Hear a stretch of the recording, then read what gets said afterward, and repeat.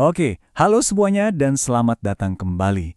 Hari ini kita bakal bahas sebuah cerita yang, wow, dramatis banget. Kita akan lihat gimana dunia Islam yang tadinya jadi pusat peradaban dunia selama berabad-abad, tiba-tiba kayak tertinggal jauh di abad ke-19 dan harus berjuang mati-matian buat bangkit lagi. Yuk, kita mulai. Coba deh, lihat betapa kontrasnya dua gambar ini. Di satu sisi, kita punya zaman keemasan Islam, masa di mana dunia belajar dari para ilmuwannya. Nah, di sisi lain, kita lihat kondisi di tahun 1800-an, sebuah era kemunduran total. Pergeseran yang drastis banget inilah yang memicu sebuah gerakan intelektual yang dampaknya, wah, mengubah segalanya.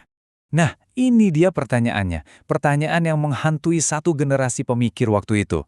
Pertanyaan yang jujur aja menyakitkan, tapi wajib dijawab.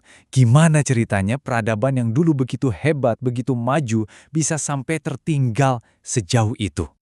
Oke, untuk menjawab pertanyaan tadi, kita harus paham dulu situasinya di tahun 1800-an. Kita perlu lihat sedalam apa sih krisis yang lagi terjadi waktu itu? Lini masa ini nunjukin sesuatu yang menarik banget loh. Ada pergeseran yang jelas banget. Dari periode klasik yang luar biasa maju, kita masuk ke periode pertengahan. Di sini sebenarnya mulai ada stagnasi walaupun masih ada 3 kerajaan besar yang kuat. Nah, habis itu kita masuk ke periode modern yang sayangnya diawali dengan sebuah kemunduran yang sangat tajam. Jadi bayangin deh, nasib kayak berbalik 180 derajat.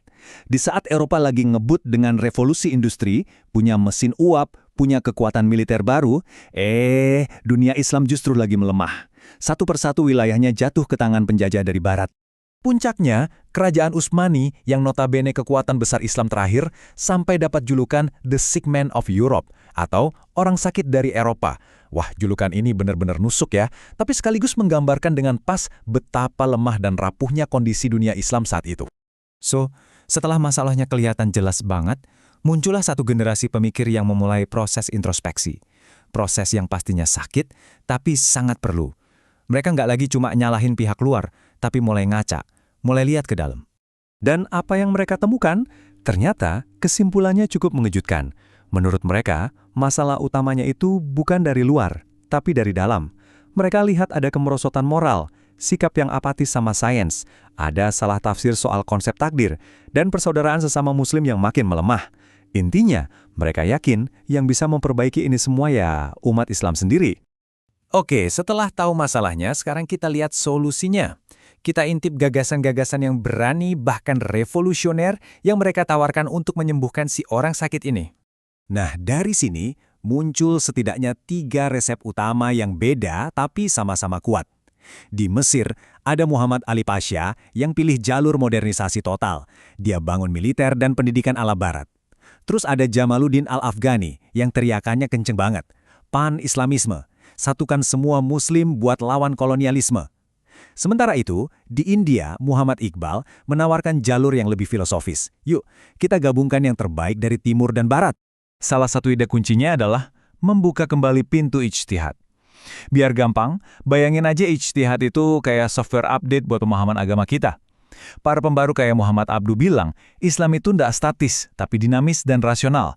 Jadi harusnya bisa dong menjawab tantangan zaman modern dan ilmu pengetahuan. Ini nih, ide yang radikal banget pada zamannya.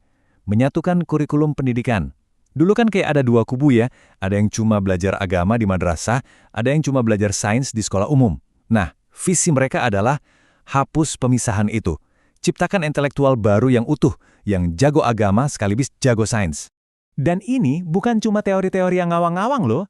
Gagasan-gagasan ini menyebar jalan-jalan ribuan mil jauhnya dan memicu perubahan di berbagai penjuru dunia. Dibukanya terusan Suez tahun 1869 itu jadi game changer. Kenapa? Karena ini bukan cuma jalur kapal, tapi jadi semacam jalan tol gagasan. Tiba-tiba, para pelajar dari Indonesia yang mau pergi haji jadi bisa lebih gampang dan lebih cepat buat mampir ke pusat-pusat intelektual kayak Kairo. Mereka serap ide-ide baru di sana, terus mereka bawa pulang.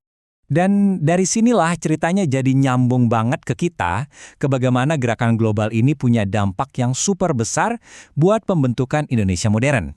2 tokoh ini, K.H. Ahmad Dahlan dan K.H. Hashim Asy'ari, adalah contoh nyata dari pertukaran gagasan tadi.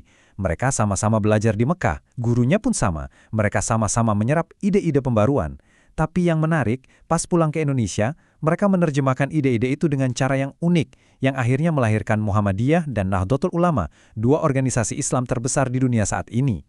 Hebatnya, mereka ini nggak cuma berteori, mereka langsung aksi.